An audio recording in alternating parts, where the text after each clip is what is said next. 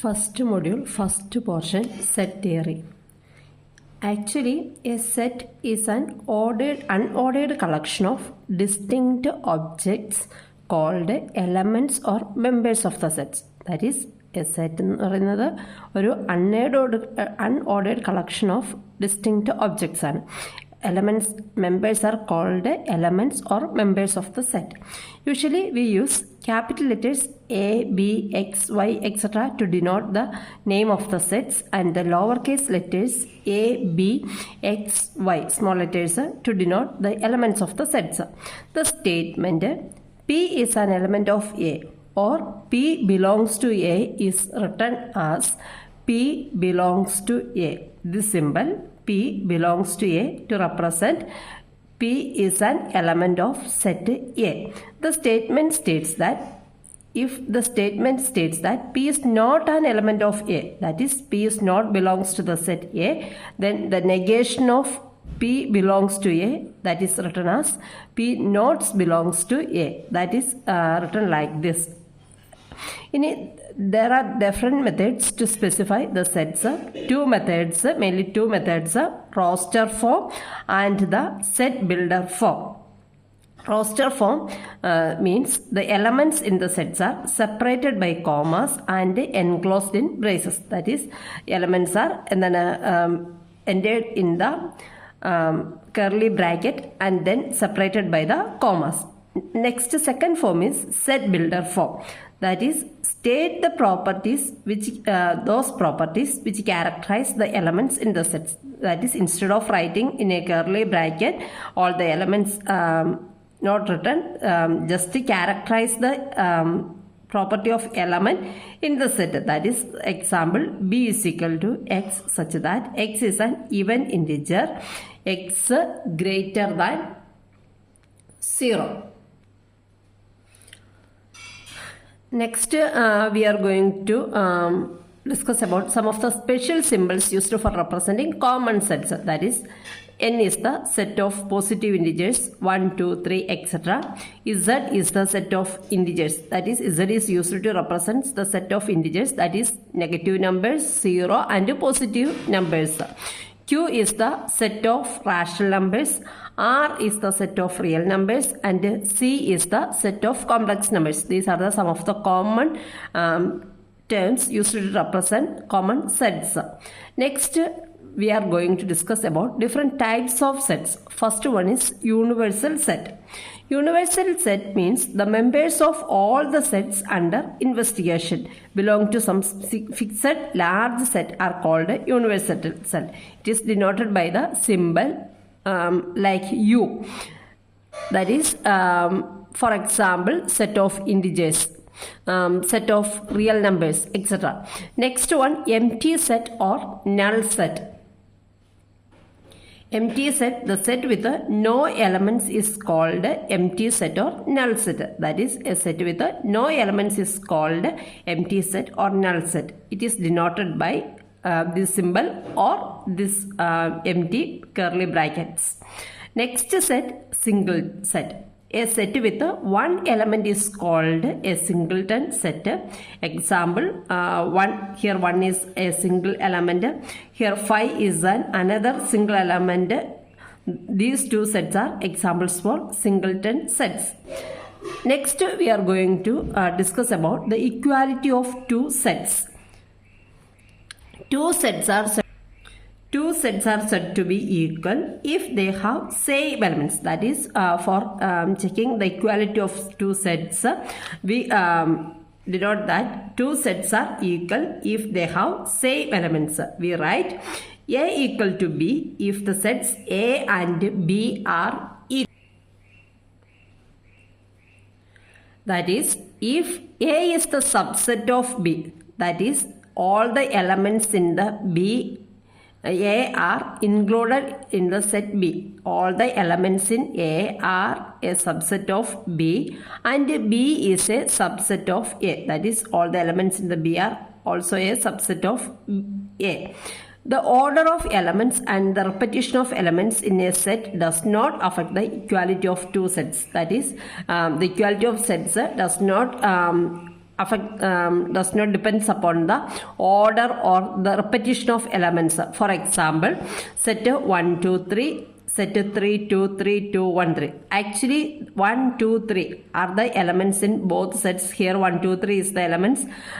Here 1 2 3 are here, but there are some repetitions and order changes, but it does not affect the equality of two sets. Therefore this set 1 2 3 and this set 3 2 3 2 1 3 are the equal sets. Next portion, the size of a set or cardinality. The size of a set is called as cardinality. Then we have to discuss how it can be calculated. The size of a set is called its cardinality. It is the number of elements in a set. The cardinality of a set is written using modulus sign on both sides of the set name. The cardinality of sets can be finite or infinite. The cardinality of a set can be used to compare the sizes of different sets. The cardinality of set A, that is modulus A. The cardinality of set is represented by this modulus symbol, modulus A, and this is the number of elements in this set. Here 1 2 3 4 5 6. There are 6 elements, therefore the cardinality of the set is 6. Next topic is subsets. If every element in a set, subset is an important portion. If every element in a set A is also an element of a set B, then A is called a subset of B. That is, if every element in a set A is also an element of set B, then A is called a subset of B. The relationship is written like this. Either A is a subset of B or B is a superset of A. If A is not a subset of B, that is, next portion, if A is not a subset of B, that is at least one element of A does not belongs to B. We write A does not belongs to B, or B is not the superset of A is not the we call it as A is not the subset of B, or B is not the superset of A. Actually here I am told A does not belong. It is false. Actually it is read as A is not the subset of B, or B is not the superset of A. There are some properties for the subset notation. For any set A, we have null set is the subset of A and A is the subset of universal set. For any set A, we have null set is the subset of A and A is the subset of universal set. Next point, for any set A, we have A is the subset of, that is, a set is the subset of itself. Next, if A is the subset of B and B is the subset of C, then A is the subset of C. Next property, if A is equal to B, if and only if A is the subset of B and B is the subset of A. This property is used to check the equality of two sets. That is, two sets are equal if and only if first set is the subset of second set and second set is the subset of first set. Next point, proper subset. When A is the subset of B but A not equal to B, that is, A is the subset of B but A not equal to B, we say that A is the proper subset of B. That is, A is always less than the size of the set B. The proper subset of B. It is denoted as A is the proper subset of B. For example, suppose A is equal to 1, 3, B is equal to 1, 2, 3. Actually here 1, 3, A have two elements 1, 3 and B has 3 elements 1, 2, 3. Here A is the subset of B but 2 is not in A and A is the cardinality of A is less than B. Therefore, A is the proper subset of B. Next, C 1, 3, 2. 1, 3, 2.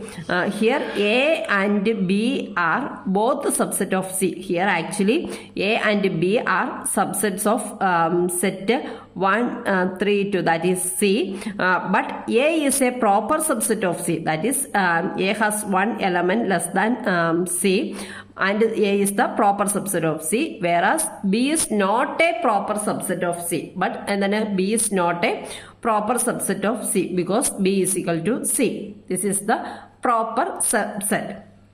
Next point, power set. What is meant by power set? The set of all subsets of a given set A is the power set of A denoted by power set of A. The set of all subsets of a given set A is the power set of A. That is the set of all subsets of a given set. For example, A is equal to set AB. Then power set of A is equal to null set, set A, set B, set AB. The power set of empty set is set. There are some properties. That is the power set of empty set is null set. The power set of set with an element null set, that is equal to set null set comma this set itself. That is null set is a subset of every set, then that set is also a subset of itself. These two properties are applied here. Therefore the power set of this set is null set comma this set. Number of elements in the power set of a set having n elements is 2 raised to n. This equation is an important equation that is used to find the number of elements in the power set of a set having n elements, that is equal to 2 raised to n. Next topic, Cartesian product. Actually, this is a relationship between two sets. Let A and B be two sets. Then the Cartesian product or cross product of A and B is denoted by, here A and B are two sets. The Cartesian product of A and B is denoted by A cross B, that is defined as A cross B is equal to set with A comma B such that A belongs to capital letter A and B belongs to capital letter B. That is A comma B is a member of Cartesian product. Here A belongs to the first set and B belongs to the second set B. In other words, A cross B is the ordered pair of elements in A and B. Cartesian product A cross B never equal to B cross A. This is one of the most important property of Cartesian product. A cross B not equal to B cross A. For example, if A is equal to 1, 2, 3, B is equal to X, Y, then A cross B is equal to 1, X, 1, Y, 2, X, 2, Y. B cross A starts from B, that is X1, X2, Y1, Y2. If A comma B, C comma D belongs to A cross B, there are two members in the Cartesian product of A cross B, that is A comma B and C comma D, and A comma B equal to C comma D. If and only if, that is to check whether two members of a Cartesian product are equal. If A comma B equal to C comma D, if and only if A equal to C, that is first element of the first member is equal to first member of the second first element of the second member, and second member of the second element of the first member is equal to second element of the second member, then only and then A comma B equal to C comma D. Then to find the number of elements in the Cartesian product, if modulus of A, that is first set has m elements and second set has n elements, then the Cartesian product of A cross B equal to m cross n. Then we extend the definition of Cartesian product in more than two sets. Then we have to extend the definition of Cartesian product in more than two sets. That is, let n belongs to Z plus. That is, n belongs to set of positive integers. Then for every set A1, A2, etc. to The Cartesian product can be represented as that is Cartesian product for n number of sets a1 cross a2 cross a3 cross etc. up to an is equal to a1 a2 a3 etc. up to an. ai belongs to a, that is each element from each set, a1 from set a1, a2 from set a2, that is this is the Cartesian product. It is called an ordered n tuples. If a1, a2, etc. up to an, b1, b2, etc. up to bn belongs to a1 cross a2 cross etc. up to an, then a1, a2, an, etc. up to an equal to b1, b2, etc. up to bn. If and only if ai equal to first one equal to second first element for all I 1 less than or equal to I less than or equal to n. Next portion, Venn diagram. Actually, the graphical representation of sets is or pictorial representation of a set is called Venn diagram. Sets can be visually represented using Venn diagrams, introduced by English mathematician John Venn in 1881. In these diagrams, the universal set U, which include all objects under consideration, is shown as rectangle. This is the diagram of a Venn diagram. This is an example for Venn diagram. The universal set, which is include all the objects under consideration, is shown as rectangle. Within this rectangle, circles or other shapes represents individual sets and elements of set may be depicted as points within these shapes. That is, universal set is represented as a rectangle.